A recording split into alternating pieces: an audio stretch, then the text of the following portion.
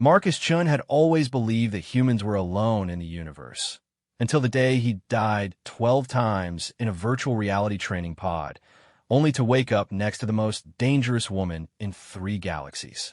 She called herself Nixera Drakmorth, and her golden eyes held the fury of ancient stars. Her scales shimmered like liquid obsidian in the dim light of what he slowly realized was not his cramped Earth apartment, but a luxury starship cabin floating somewhere in the void between worlds. "You survived the dragon trials," she said, her voice carrying the weight of disbelief and something else, something that made his human heart race despite the impossibility of his situation. "No non-dragon has ever survived even 3 deaths. You endured 12. Marcus touched his chest where he remembered the final killing blow, a massive claw through his heart. Nothing, not even a scar, but the memory of pain, of burning, of dying again and again remained crystal clear. "Welcome to the real war, little human," Nixera continued, her smile revealing teeth that could slice through titanium. "The one your species doesn't even know it's fighting." Outside the viewport, massive shapes moved through space. Not ships, but living creatures the size of moons, their wings spanning distances that defied comprehension. Dragons. Real dragons. And they were coming for Earth. Marcus sat up, his mind reeling with questions, but one thought cut through the chaos. If he had somehow proven himself worthy of their elite warrior caste through virtual death and resurrection, then humanity's survival might depend on whatever impossible thing he had just become. The war between the Dragon Empire and the ancient enemy had raged for millennia. Now, for the first time in their proud history, they needed humans. And they needed them badly enough to break every law of their civilization to get them. Marcus Chun had been working the night shift at the hydroponics facility on Luna Station when the recruiter found him. 3 months ago, that seemed like a lifetime now. The man had introduced himself as Dr. Voss, representing a cutting-edge virtual reality research program that paid more in a week than Marcus made in 6 months growing vegetables in artificial gravity. The offer had been too good to refuse. Earth was dying slowly, its resources depleted, its people struggling to survive on rationed everything. The colonies offered hope, but only for those who could afford passage or possess skills the outer worlds needed. Marcus had neither money nor marketable talents beyond keeping plants alive in hostile environments. Dr. Voss had explained the program simply. Test advanced VR combat scenarios to help develop training protocols for deep space exploration security teams. The neural interface technology was revolutionary, allowing for completely immersive experiences that felt absolutely real. Pain, exhaustion, even death, all simulated with perfect fidelity, but entirely safe. Marcus had signed a contract without reading the fine print. He needed the money, and virtual death seemed a small price to pay for financial freedom. The first session had been a shock. The moment the neural crown activated, Marcus found himself standing in what looked like a massive arena carved from black volcanic glass. The air shimmered with heat, and the smell of sulfur burned his nostrils. Across the arena, something massive stirred in the shadows. When the dragon emerged, Marcus had frozen. The creature stood 40 feet tall, its scales gleaming like polished metal, wings that could have covered a city block folded against its serpentine back. Its eyes burned with intelligence far older and more alien than anything Marcus had imagined possible. The first death had been quick, a blast of flame that turned him to ash before he could even scream. He woke in the pod, gasping, his body convinced it had just been incinerated despite the complete absence of burns. Dr. Voss had been pleased. Excellent physiological response, he had noted, making marks on his tablet. The neural mapping is integrating perfectly. Ready for session 2. Marcus had nodded, thinking it would get easier. He was wrong. The second death involved claws. The dragon had moved with impossible speed for something so large, closing the distance before Marcus could blink. Razor-sharp talons had pierced his chest, lifting him high before slamming him into the arena floor with enough force to shatter every bone in his body. The third death was by tail. The massive appendage had whipped around like a wrecking ball, catching Marcus in the midsection and launching him into the arena wall. The impact had turned his organs to jelly. By the fifth death, Marcus had started to adapt. The dragon wasn't just killing him, it was teaching him. Each death showed him something new about combat, about movement, about the subtle art of surviving against impossible odds. The creature would pause before delivering killing blows, as if giving him time to understand what he had done wrong. The sixth death came from above. The dragon had taken flight, raining fire down while Marcus scrambled for cover that didn't exist. But this time, he had lasted 30 seconds longer. The seventh death taught him about the dragon's blind spots. The eighth showed him how its massive size could be a disadvantage in close quarters. The ninth revealed that dragon scales, despite their metallic appearance, had gaps between them that could be exploited. By the 10th death, Marcus was no longer running. He had found weapons scattered throughout the arena, swords that hummed with energy, shields that deflected fire, armor that adapted to his movements.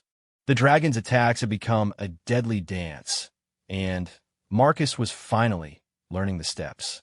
The 11th death had been the hardest. Marcus had actually drawn blood, his energy blade finding one of those scale gaps and slicing deep enough to matter. The dragon's roar of pain and surprise had shaken the arena. But then it had retaliated with fury that made its previous attacks seem playful. Marcus died, crushed beneath one massive claw, but he died knowing he had proven something important. The 12th death had been different. Marcus entered the arena changed, moving with confidence that surprised even him. The dragon attacked as always, but this time Marcus was ready. He dodged the flame, rolled under the claws, used the creature's momentum against it. For 17 minutes, he danced with death itself and refused to fall. When the dragon finally caught him, a bite that severed him cleanly in half, there had been something like approval in its ancient eyes. Marcus had expected to wake in the pod as always. Instead, he found himself here, in a room that defied everything he thought he knew about reality. The walls curved like the inside of an egg, made from some material that seemed to shift between metal and living tissue. Soft lights emanated from sources he couldn't identify, and the air itself felt different, richer, somehow more alive. Nixera sat beside the bed, her form a contradiction that hurt his brain to process. She appeared humanoid from the waist up, with perfect features that could have belonged to Earth's most beautiful woman, but her skin held an obsidian sheen that caught light like polished stone. From the waist down, her body transitioned seamlessly into something reptilian and magnificent, a powerful tail that coiled beneath her like a living throne. Her wings were folded against her back, delicate membranes that somehow suggested they could carry her through the vacuum of space as easily as through atmosphere. When she moved, Marcus caught glimpses of scales so fine they looked like intricate tattoos, patterns that seemed to shift and change when he wasn't looking directly at them. "The trials were real," she said, noting his confusion. "As real as anything can be when death is temporary and pain serve a purpose.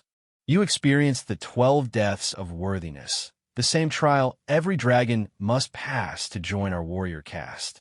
The virtual environment simply allowed you to die and return without losing your essence permanently." Marcus sat up slowly, his mind struggling to process her words. "Dragons. You're saying dragons are real." "We are the eldest children of the galaxy," Nixera replied, her voice carrying harmonics that seemed to resonate in his bones. "We sailed between stars when your species was still learning to use fire. We built the first great civilizations, seeded worlds with life, and stood as guardians against the darkness that exists between the light." She gestured toward the viewport, and Marcus saw them clearly for the first time. Dragons filled the void beyond the ship, creatures so massive that they defied comprehension. Some were sleek and serpentine like living starships, others broad and powerful with wings that caught solar wind like cosmic sails. They moved in formations that suggested both grace and military precision, a fleet unlike anything in human imagination. "We are the Dragon Empire," Nixera continued, "and we are dying." The words hung in the air like a death sentence. Marcus looked at the magnificent beings outside and couldn't reconcile the concept of their mortality with their obvious power. "How?" he asked simply. Nixera's expression darkened, her golden eyes reflecting something like ancient grief. "The Devourers have returned. We call them the Endless Hunger, creatures of pure consumption that exist only to unmake what others have made. They consumed the ascended beings 3 million years ago, reduced an entire galactic super-civilization to nothing more than scattered atoms and forgotten dreams." She stood, her tail uncoiling with fluid grace, and approached the viewport. Beyond, Marcus could see that some of the dragons bore scars, missing claws, torn wings, scales that had been replaced with mechanical substitutes. "We drove them back once, at a cost that nearly broke our empire. Entire dragon lineages sacrificed themselves to seal the hunger beyond the galactic rim. We thought they would never return." She turned back to Marcus, and he saw fear in her ancient eyes. "We were wrong. What does this have to do with humans?" Marcus asked, though part of him already suspected the answer. "Dragons are mighty, but we are predictable. We think in patterns established over millions of years. Our tactics, our strategies, our very approach to warfare is codified in tradition and instinct. The Devourers have had eons to study us, to prepare countermeasures for every weapon we possess and every strategy we employ." Nixera moved closer, and Marcus caught her scent, something like burning starlight and distant oceans. "But humans are chaos made manifest. You adapt in ways that defy logic, create solutions that violate every principle of rational thought, and succeed through sheer bloody-minded refusal to accept defeat. You have won wars against impossible odds, not through superior strength or ancient wisdom, but through innovation and the peculiar human talent for doing exactly what your enemies least expect." Marcus thought about human history, about the countless underdog victories and impossible comebacks that marked their species' rise from primitive hunters to starfaring civilization. He began to understand. "You need us to think outside the patterns," he said. "We need you to help us survive," Nixera corrected. "The Devourers have begun their advance. 3 outer systems have already fallen. Our projections suggest they will reach the core worlds within 2 standard years. Traditional dragon tactics have proven insufficient." She reached into a storage compartment and withdrew what looked like a piece of living jewelry, a collar of scales that seemed to pulse with their own inner light. "This is a link," she explained. "It will bond you to a dragon partner, allowing you to share thoughts, sensations, and combat abilities. Together, you will become something neither human nor dragon, something the Devourers have never encountered and cannot predict."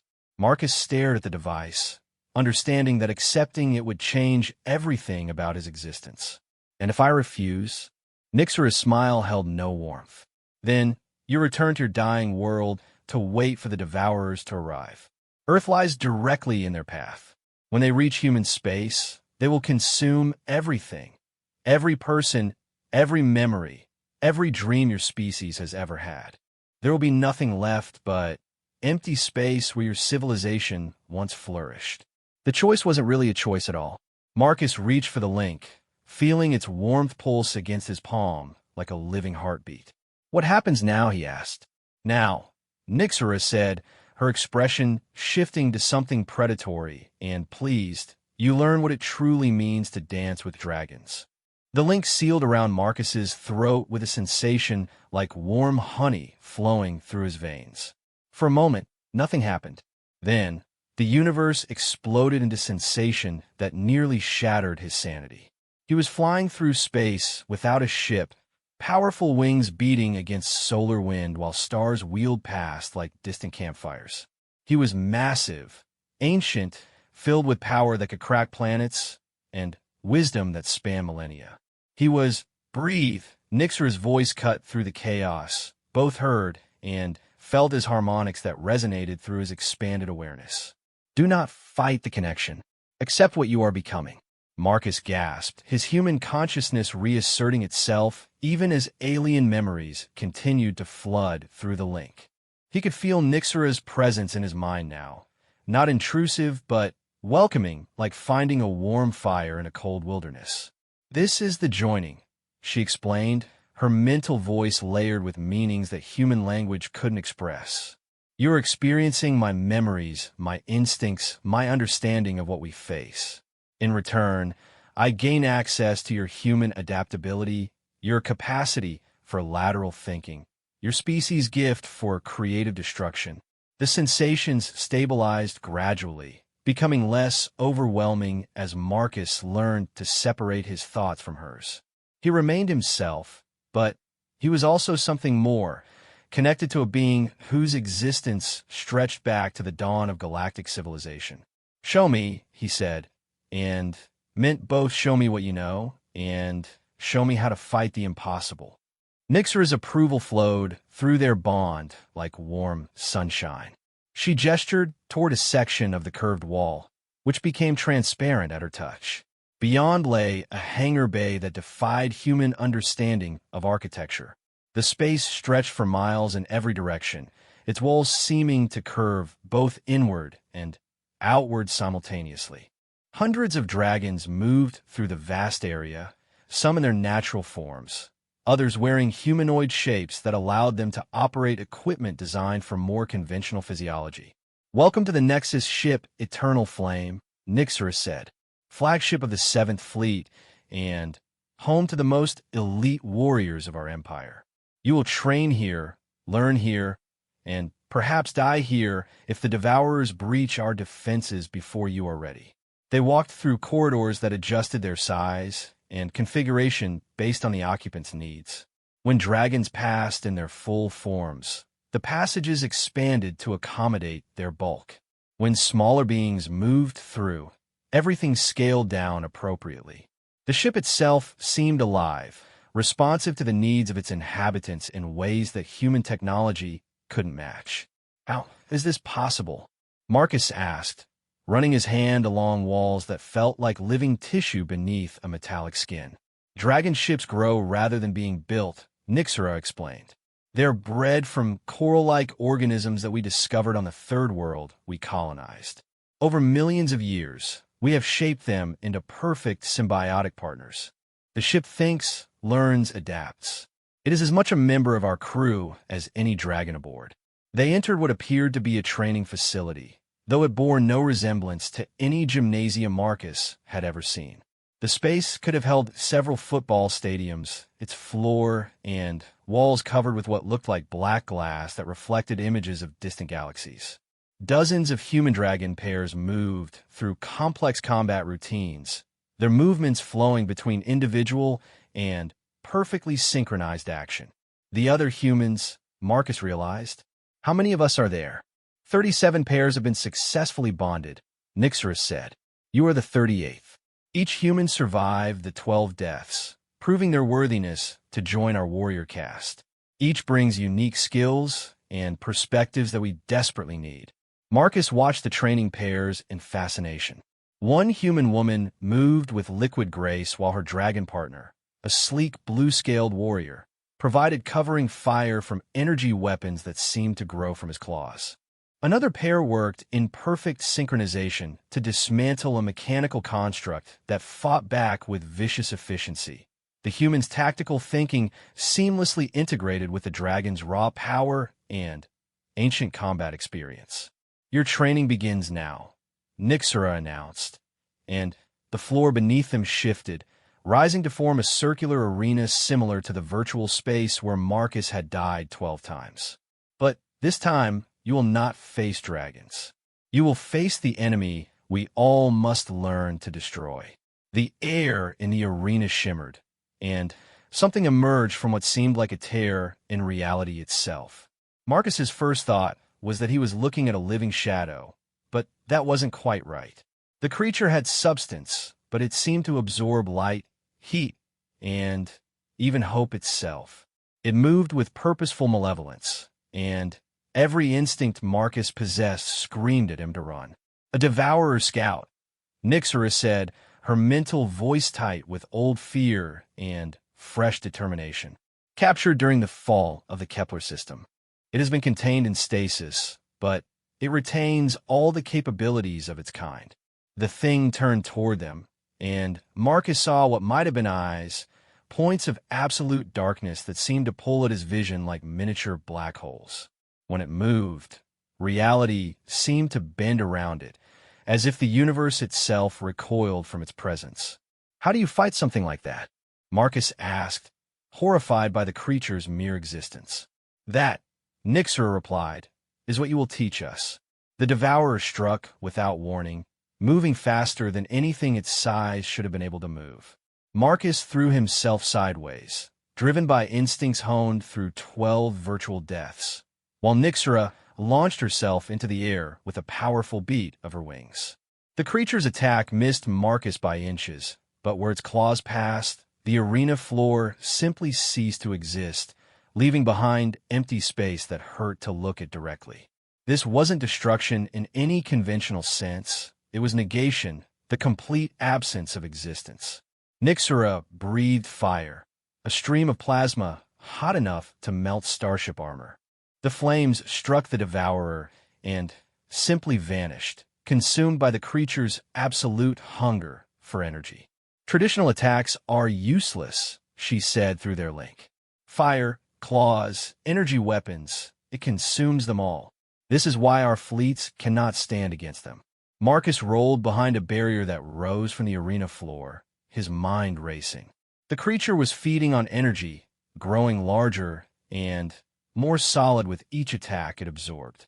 But that suggested a solution. What if we don't attack it, he said. What if we make it attack itself? Through their bond, he shared an idea so simple and audacious that Nyxera's astonishment rippled through their connection. Human tactics, she realized, using the enemy's strength against them in ways that dragon minds would never have conceived. The reflectors, she said aloud, and suddenly the arena sprouted dozens of crystalline structures that caught and redirected light. But these weren't ordinary mirrors. They were quantum reflectors designed to redirect not just photons but fundamental forces. Marcus sprinted toward the nearest reflector while Nyxera drew the devourer's attention.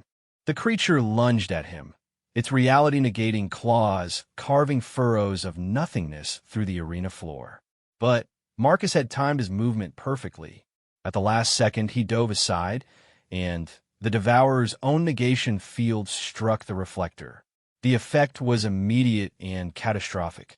The creature's power, reflected back on itself, created a cascade of self-destruction. The devourer writhed, its form becoming unstable as it began to devour its own existence. Within moments, it collapsed into a point of absolute darkness, and then vanished entirely. Silence filled the arena. Then, Nyxera began to laugh, a sound like silver bells mixed with distant thunder. Impossible, she said. Absolutely impossible.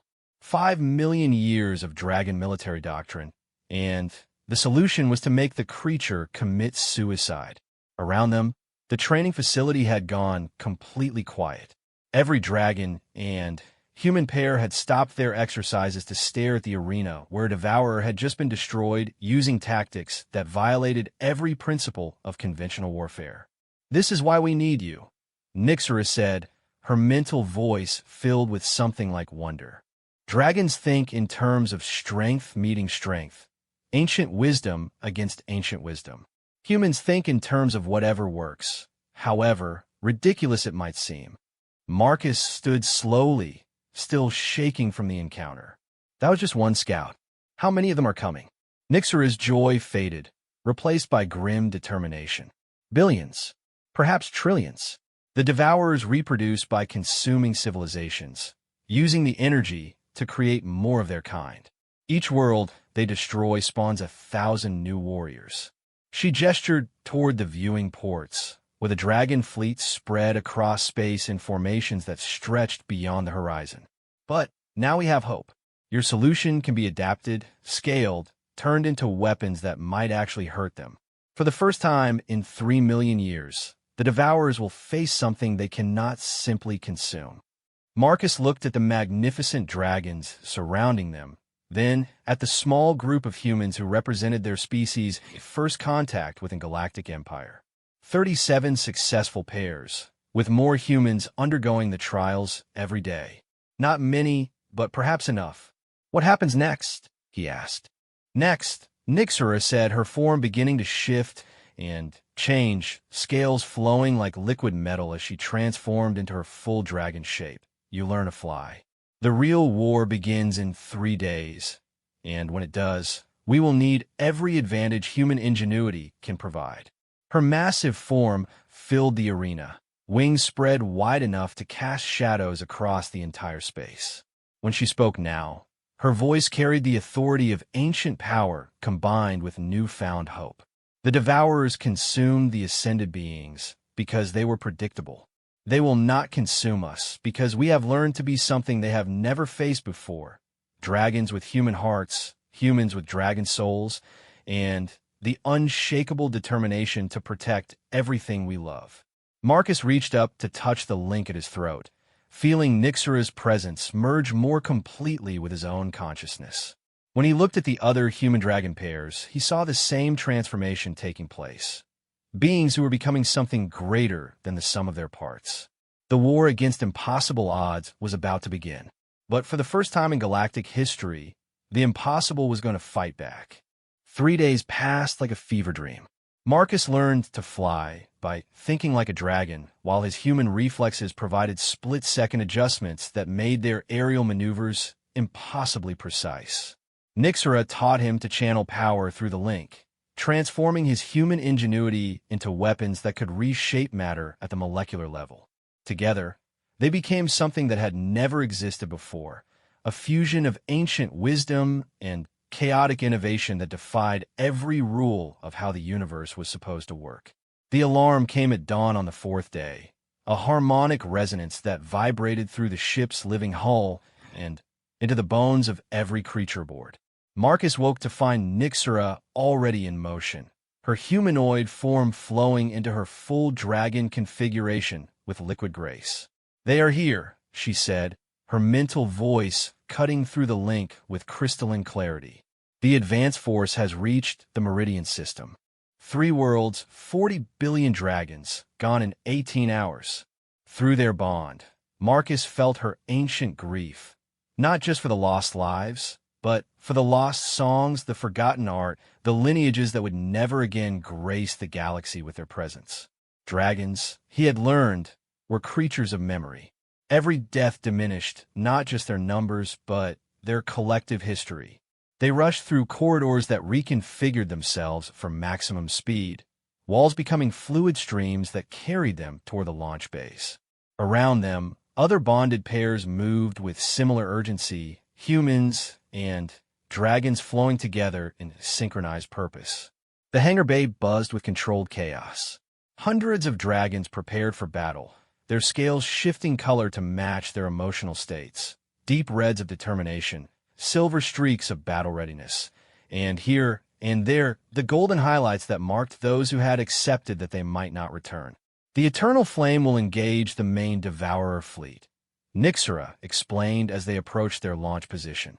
"Our task is different.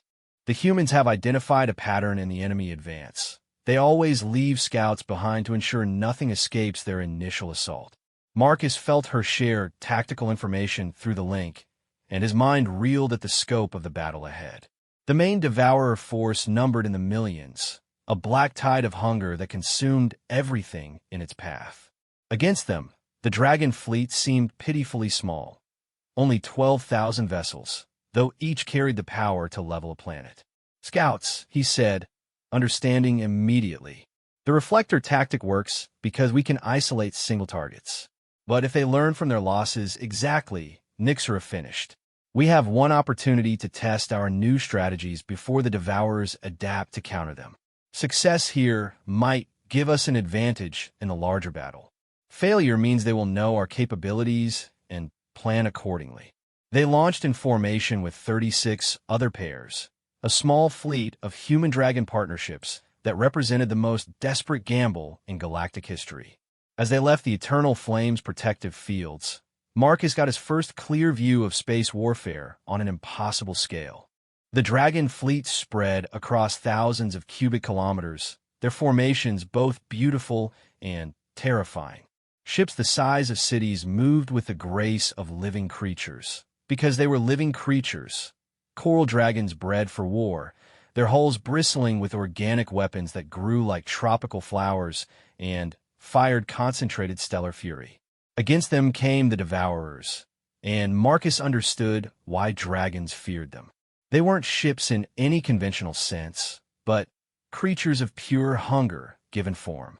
Some are the size of asteroids, others stretched for hundreds of kilometers like living oil slicks that move through space by consuming the cosmic radiation around them. They moved in patterns that suggested intelligence, but an intelligence so alien that it hurt to contemplate. There, Nyxera said, highlighting their target through their shared awareness. Scout Cluster, 17 units, moving to investigate the outer system planets. The Devourer scouts were smaller than their fleet mates, but still massive by human standards, each one roughly the size of a skyscraper, their forms shifting between states of matter as they fed on the energy around them. They moved in a loose formation that allowed them to cover maximum space, while remaining close enough to support each other. Standard dragon tactics would be to engage them with concentrated fire, Nyxera said as they approached. Overwhelm their absorption capabilities through sheer volume of energy. And that would work? Marcus asked, though he could feel through their bond that it wouldn't. Temporarily, we might destroy half of them before the rest adapted and consumed our attacks. The survivors would return to the fleet with complete knowledge of our capabilities. Marcus studied the enemy formation, his human mind automatically looking for weaknesses and opportunities that dragon thinking might miss. The scouts moved in a pattern, he realized, not random wandering, but a systematic search algorithm designed to map every possible hiding place in the system. They're following a program, he said, like a computer running code. What happens if we introduce a virus? Through the link, he shared his developing plan. Nyxera's amazement rippled through their connection as she grasped the audacious simplicity of what he proposed. Impossible, she said. No one fights battles by deliberately appearing weak. No dragon fights battles that way. Marcus corrected. Humans do it all the time. We call it playing possum. The plan required precise timing and complete trust between all 37 bonded pairs. They spread out in a seemingly random pattern, each pair positioning themselves to look like easy targets, isolated, vulnerable, perfect for individual Devourer scouts to pick off without assistance from the cluster. Marcus and Nyxera took position near a dead asteroid, their energy signatures dampened to appear like a damaged ship seeking cover. Around them, the other pairs did the same, creating a field of apparently wounded prey that would appeal to the Devourer's hunger. Now we wait, Nyxera said, though Marcus could feel her predatory anticipation through their bond. Dragons were hunters by nature, and the role of prey sat poorly with her ancient instincts. The first scout took the bait within minutes. It separated from the cluster, moving toward what appeared to be a crippled human-dragon pair that was broadcasting distress signals. The creature approached cautiously, its form shifting between solid matter and energy as it prepared to feed. At the last possible moment, the crippled pair struck. But instead of attacking the scout directly, they triggered a quantum reflector array that had been hidden in the asteroid field. The scout's own negation field, amplified and redirected, struck two other scouts that had been moving to investigate different targets. The chain reaction was beautiful and terrible. Each destroyed scout released energy that was immediately captured by hidden reflector arrays and redirected toward other targets. Within seconds, the entire formation was caught in a web of their own destructive power, turned back on themselves with interest. But Marcus had underestimated their adaptability. The surviving scouts, only 4 out of 17, immediately changed their behavior patterns. They stopped moving individually and merged into a single entity, their combined mass creating something that could absorb and redirect the reflector attacks. Plan B, Marcus said, and felt Nyxera's fierce joy as she understood what he intended. If the Devourers could adapt by merging, then the human-dragon pairs would adapt by separating. Nyxera launched herself directly at the merged entity while Marcus, using abilities he had gained through their bond, projected himself into space wearing armor that grew from his link like living metal. The sight of a human floating in vacuum without life support should have been impossible, but the link had changed him in ways that transcended normal biology. He could survive in space, channel energy like a dragon, and, most importantly, think in patterns that no devourer had ever encountered. While Nyxera engaged the merged entity in direct combat, her fire and claws keeping its attention focused on the largest threat, Marcus slipped behind it and did something that violated every principle of space warfare. He surrendered himself to be consumed. The devourer eagerly absorbed him, expecting to feed on his life energy. Instead, it found itself trying to digest something fundamentally incompatible with its nature. Human consciousness, chaotic and adaptive, began spreading through the creature's unified intelligence like a virus. Marcus felt himself dissolving on a molecular level, but his awareness remained intact, supported by his bond with Nyxera. From inside the Devourer, he began introducing human concepts: irony, humor, self-doubt, the deliberate embrace of contradiction. The effect was immediate and catastrophic. The Devourer's singular focus began fragmenting as it tried to process ideas that made no logical sense. How could weakness be strength? How could fear motivate courage? How could failure lead to victory? The creature began to tear itself apart from within, its merged consciousness fracturing back into individual scouts that immediately began attacking each other in confusion. Within minutes, the entire formation had destroyed itself, victim of an infection of pure human logic. Marcus materialized outside the wreckage, his form reconstituted by energies channeled through Nyxera's desperate efforts to maintain their bond across impossible distances. He was changed, more dragon than human in some ways, more human than ever in others. Status report. Came a command through fleet communications. Other engagements were concluding across the system, and the results were beyond what anyone had dared hope. All scout formations neutralized, came the responses. 37 small battles, 37 impossible victories. The human-dragon pairs had succeeded in ways that defied both human and dragon understanding of how wars were supposed to be fought. But their celebration was short-lived. The main Devourer fleet had noticed the destruction of their scouts, and their response was swift and terrifying. The massive entities began changing their approach vectors, moving to converge on the position where their advanced forces had been destroyed. "They are coming," Nyxera said, her mental voice carrying both triumph and fear. "All of them. The entire fleet is altering course to investigate what destroyed their scouts." Marcus felt the magnitude of what approached through their bond. Millions of creatures, each capable of consuming a planet, moving with purpose toward their position. The dragon fleet was powerful, but not that powerful. This would be the real test of whether human ingenuity could overcome impossible odds. "Good," he said, surprising himself with the confidence in his voice. "Let them come. They're about to learn that humans don't just survive impossible situations. We turn them into advantages." Through the link, he felt Nyxera's agreement, along with the mental voices of 36 other bonded pairs who had just proven that the impossible was merely another word for untried.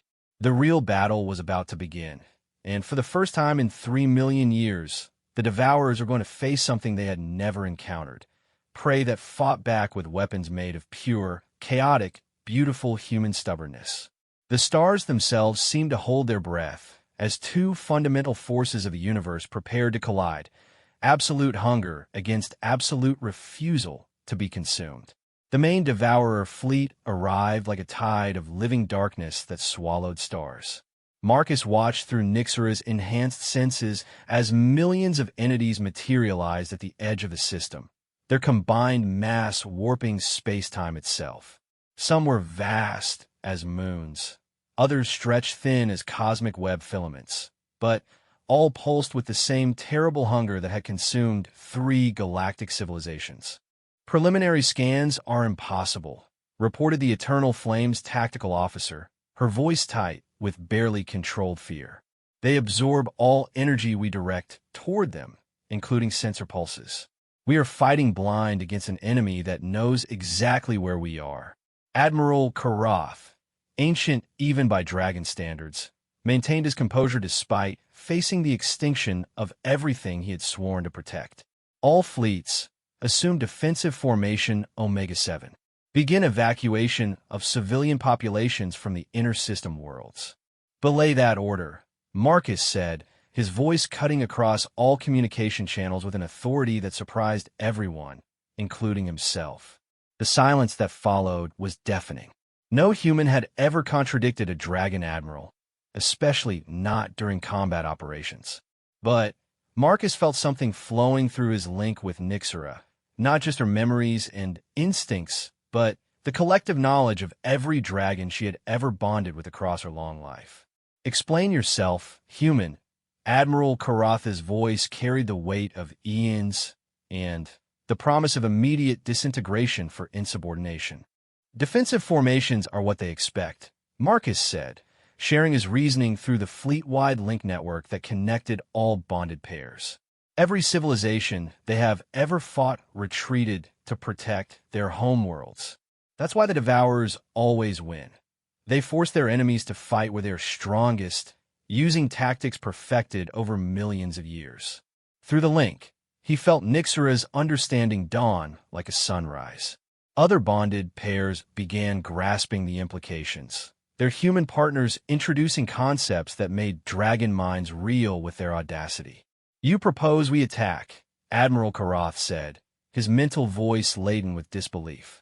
12,000 ships against millions of entities that destroyed the ascended beings at the height of their power. "I propose we do what humans do best," Marcus replied. "Something so stupid it just might work." The plan that emerged from the collective human-dragon consciousness was unlike anything in recorded military history.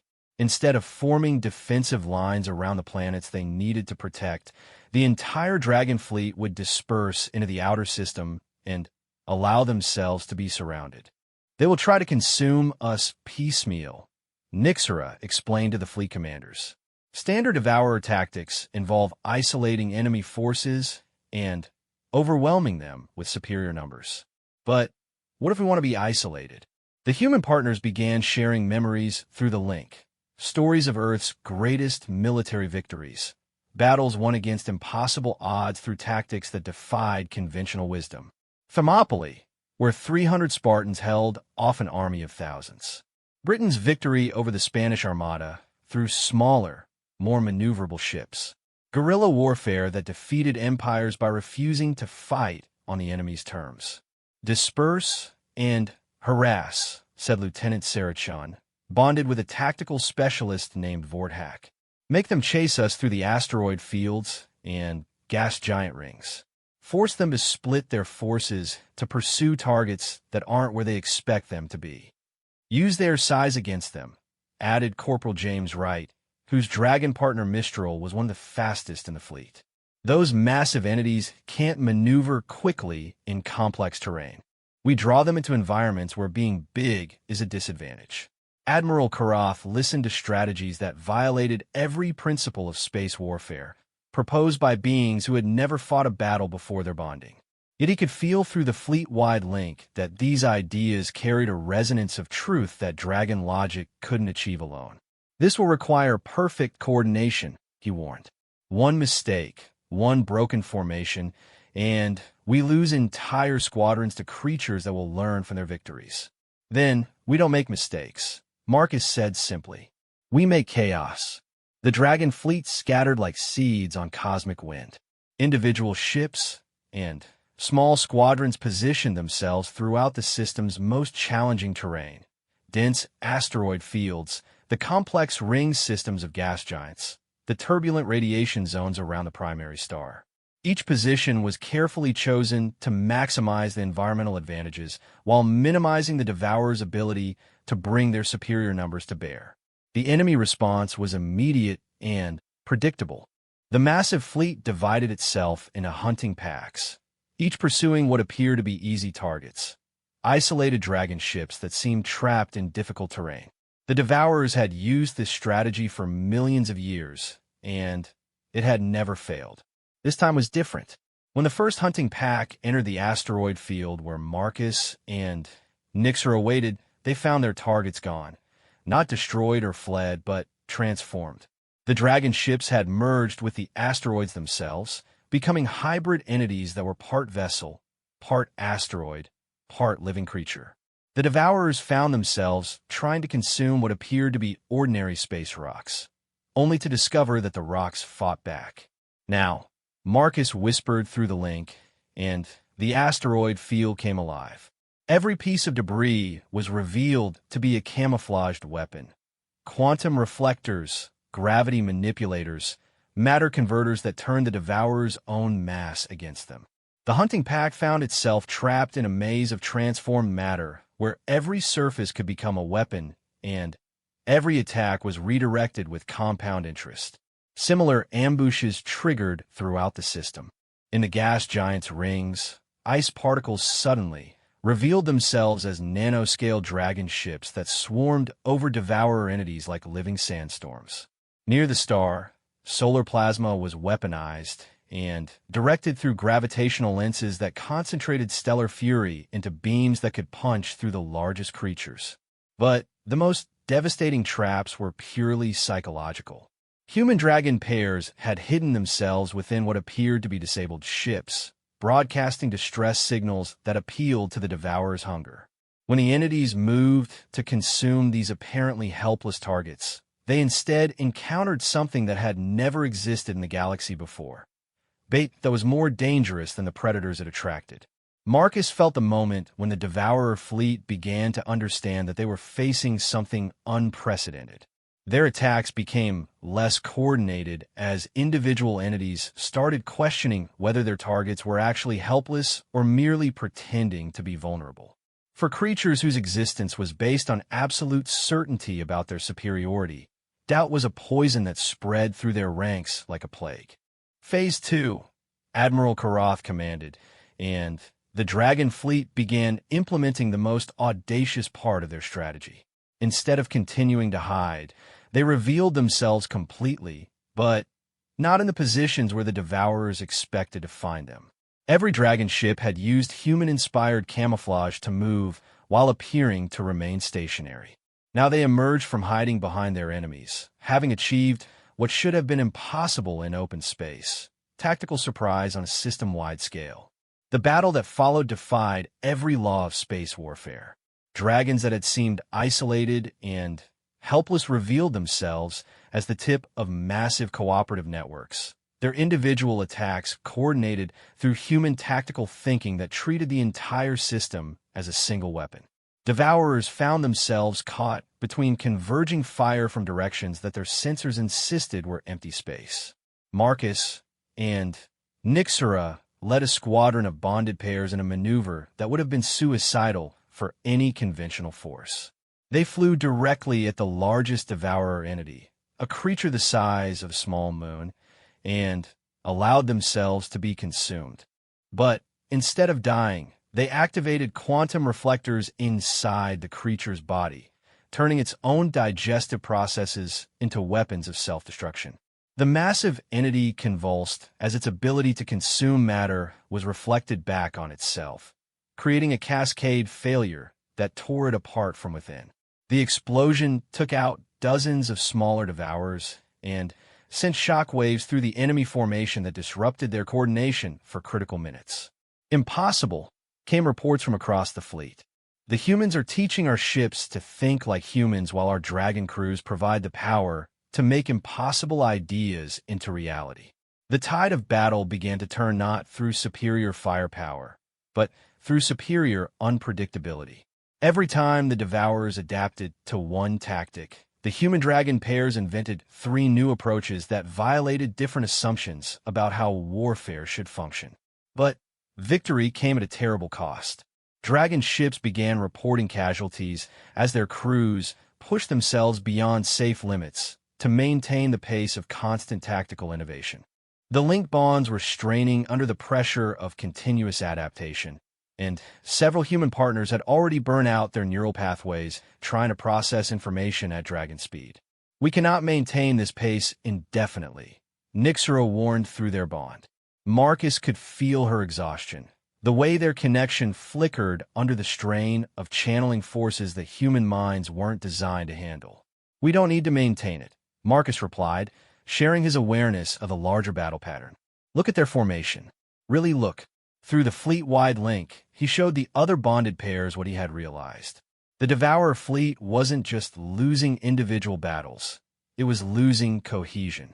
Millions of years of successful conquest have been based on their ability to overwhelm resistance through superior numbers and predictable tactics. But human unpredictability was introducing chaos into their ranks on a scale they couldn't compensate for. Entities that should have been supporting each other instead competed for targets that might or might not be real. Hunting packs wasted energy pursuing decoys while real threats materialized in areas they had already cleared. The absolute certainty that had made them unstoppable was being replaced by doubt, confusion, and something they had never experienced before: fear. "They are beginning to retreat," Admiral Karath announced, his mental voice filled with wonder. "Individual entities are withdrawing from the battle zone. The fleet formation is collapsing." But Marcus felt no triumph, only a growing sense of urgency that he shared through his bond with Nixera. "This isn't retreat," he said. "This is regrouping. They're falling back to analyze what they've learned and develop countermeasures." Through enhanced senses, he watched as the Devourer fleet began withdrawing toward the edge of the system. But their movement patterns suggested something ominous. They weren't fleeing in panic, but consolidating for a new kind of assault. "What are they doing?" Nixera asked. Marcus felt the answer flow through the link like ice water in his veins. "They're learning to be unpredictable too." The implications hit the fleet like a physical blow. If the Devourers could adapt human tactical thinking while retaining their overwhelming numerical advantage, the next battle would be the last battle for everyone. The Devourer fleet regrouped at the system's edge, but their new formation defied everything known about their behavior. Instead of the predictable hunting formations they had used for millions of years, they now moved in patterns that seemed almost random, chaotic swarms that shifted configuration every few minutes, making it impossible to predict where they would strike next. "They're learning," Admiral Karath said, his ancient voice carrying a weight of despair that rippled through the fleet-wide link. "In 3 hours, they have observed and adapted our human-inspired tactics. The next assault will combine their overwhelming numbers with our own unpredictability." Marcus felt the fear spreading through the dragon fleet like a virus. For beings who had lived for millennia, the concept of an enemy that could evolve faster than they could adapt was existentially terrifying. But through his bond with Nixera, he also felt something else, a spark of desperate inspiration that only human consciousness could have conceived. "What if we don't try to out-chaos them?" he said, his words cutting through the link network to every bonded pair in the fleet. "What if we do the one thing they absolutely can't adapt to?" The silence that followed was profound.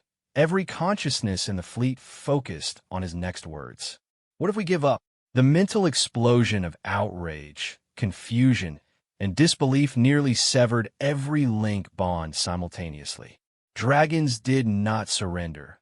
It was antithetical to their nature as apex predators who had ruled the galaxy for millions of years.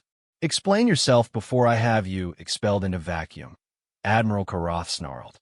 Marcus shared his developing strategy through the link, feeling Nixera's amazement and terror as she grasped the audacious impossibility of what he proposed. Other human partners began understanding as well, their minds processing concepts that made their dragon bonds recoil in instinctive horror. The Devourers win because they consume their enemies, Marcus explained. They've adapted our chaos tactics, but they can't adapt to something that doesn't fight back. What happens to a predator when its prey refuses to run? It feeds unopposed. Admiral Karath replied coldly. No, said Lieutenant Sarah Chun, her understanding flowing through her bond with Vordhak. It gets confused.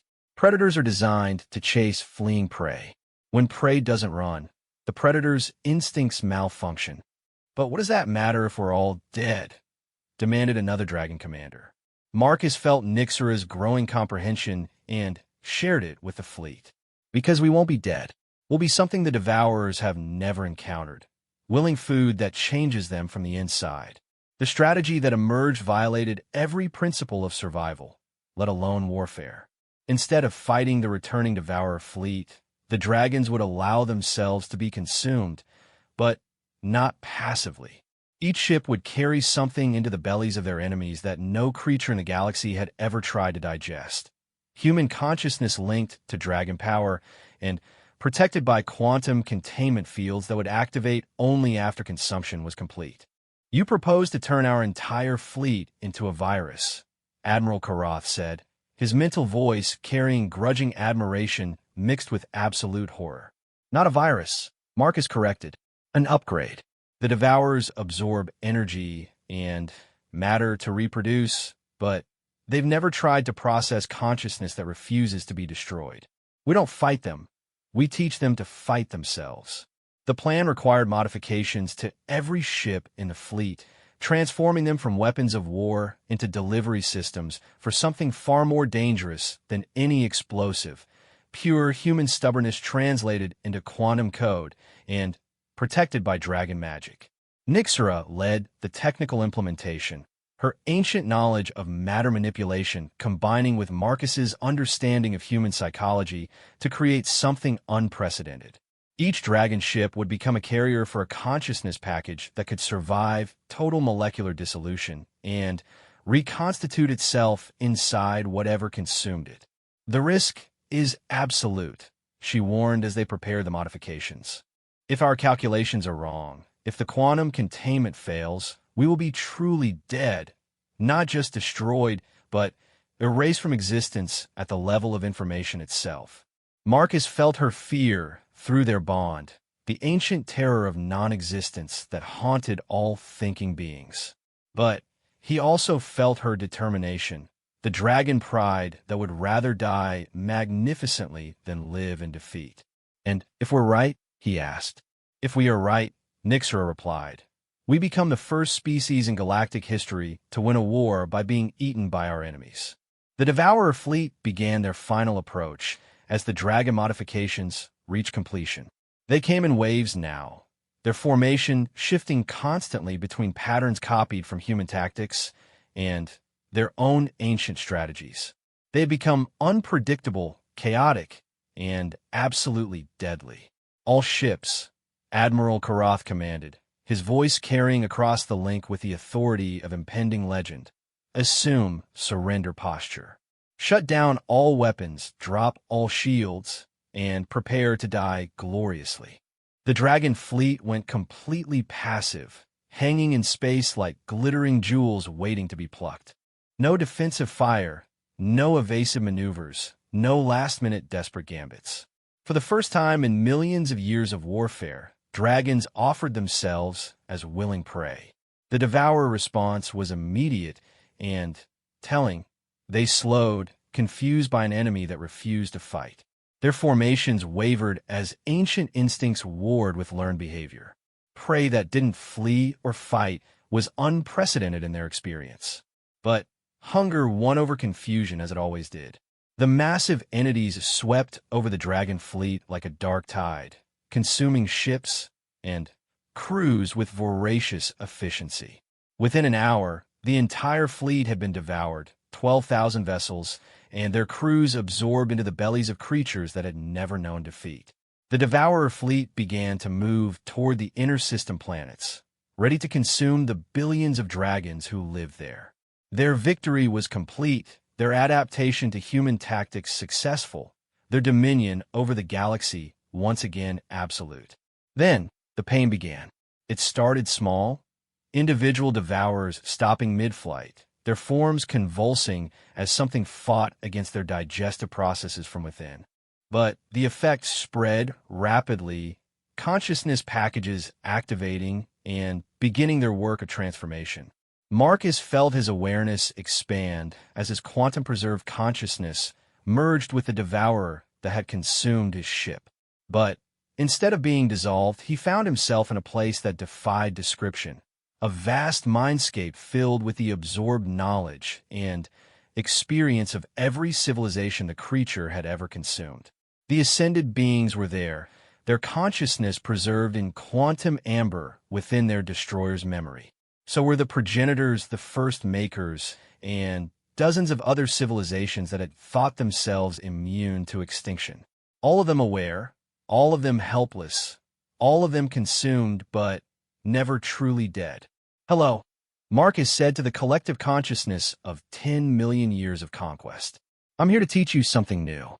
What followed wasn't a battle in any conventional sense, but a revolution of identity that spread through the devourer fleet like wildfire. Human consciousness, backed by dragon power and protected by quantum containment, began introducing concepts that the consumed civilizations had never imagined. The willing embrace of apparent defeat as a path to victory. The devourers had consumed their enemies' bodies and knowledge, but they had never absorbed their will to resist. Human consciousness provided that missing element, showing the preserved civilizations that being consumed didn't have to mean being defeated.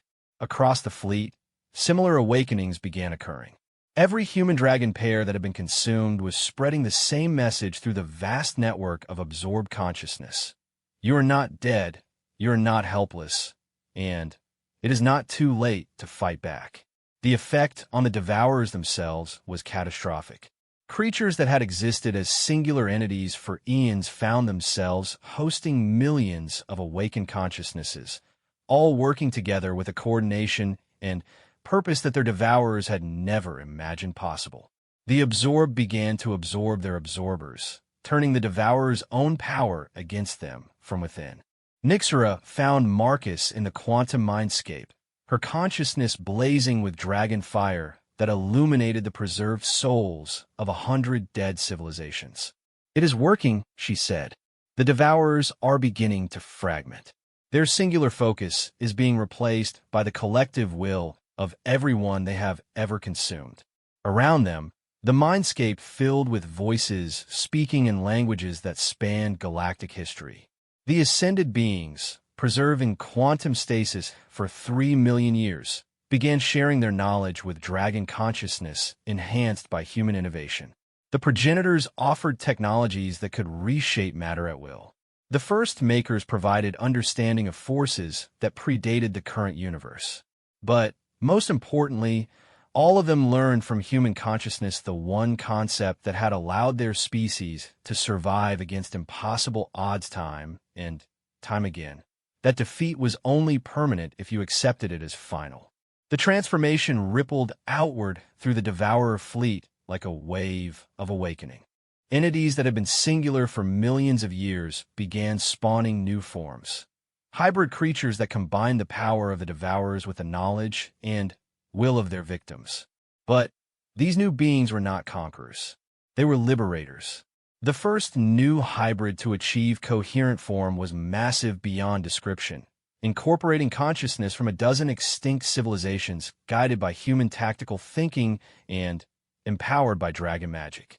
It turned toward its former fleet mates and spoke with a voice that carried the authority of everyone it had become. We remember, it said, and the words carried across space with power that made stars tremble. We remember who we were before we were consumed. We remember our worlds, our dreams, our refusal to accept extinction, and we choose to live again. The war ended not with explosion or conquest, but with awakening. One by one, the devourer entities underwent the same transformation, their consciousness expanding to include everyone they had ever absorbed. The fleet that had come to consume the galaxy instead became its salvation, carrying within themselves the preserved souls of countless civilizations ready to rebuild what had been lost. Marcus felt himself reforming in physical space, his consciousness reconstituting in a body that was part human, part dragon, part something entirely new. Around him, Nyxera and the other bonded pairs materialized in similar hybrid forms. Their links evolved into something beyond what any of them had imagined possible. "What have we become?" Nyxera asked, her voice carrying harmonics that spoke of ancient power married to chaotic innovation. "Something new," Marcus replied, looking around at the transformed fleet of beings that had once been humanity's greatest enemy. Something that the galaxy has never seen before and will never see again. The hybrid creatures that had once been devourers began spreading throughout the galaxy, but not as conquerors. They carried within themselves the seeds of resurrection, the preserved consciousness of extinct civilizations ready to build new worlds and explore new possibilities. The age of consumption was ending, replaced by an era of restoration and infinite potential. Admiral Karath, his consciousness now expanded to include memories that spanned geological ages, spoke for all of them when he said, "The war is won.